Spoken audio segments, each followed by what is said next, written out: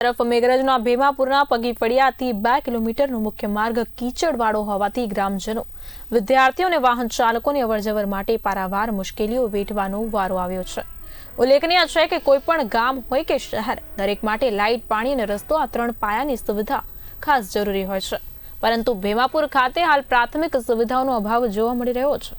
ચોમાસામાં વરસાદી પાણીના કારણે આખા રસ્તે કાદવ કીચડ થાય છે, જેથી ચોમાસામાં અવરજવર કરવી મુશ્કેલ બને છે।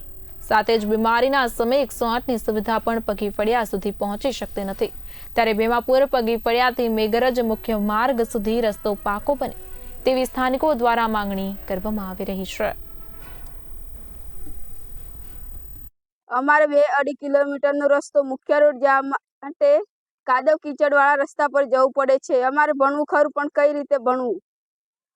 અમુક ટાઈમે તો બસ પણ ચૂકી જવાય છે ને રસ્તામાં કાદવ કીચડમાં પડાય અને ડ્રેસ બગડે, એટલા માટે શિક્ષકો પણ અમને સ્કૂલમાંથી કાઢી મૂકે છે। અમારે પગી ફળિયાથી ધનીવાડા જવાની બહુ તકલીફ પડે છે, બહુ કાદવ કીચડ થાય છે। અમારે કોઈ બીમાર હોય કે કોઈ ઢોર બીમાર હોય કે કોઈની ડિલિવરી હોય તો જલ્દી કોઈ 108 પણ નથી આવી શકતી, કોઈ ઢોર માટે વેટેનરી વાળા નથી આવી શકતા, કોઈ ગાડી નથી આવી શકતી, કોઈ બાઇક નથી ચાલી શકતી, કોઈ ગાડી નથી ચાલી શકતી। તો પછી અમારે કઈ રીતના શું કરવું? અમને કોઈ રસ્તા માટે કોઈ તૈયાર નથી, એટલે આ રસ્તા માટે અમારી બહુ માગણી છે। પગી ફળિયાથી રોડ સુધી જવા માટે અમારે 2 થી 2.5 કિલોમીટરનો રસ્તો બધો ખરાબ છે અને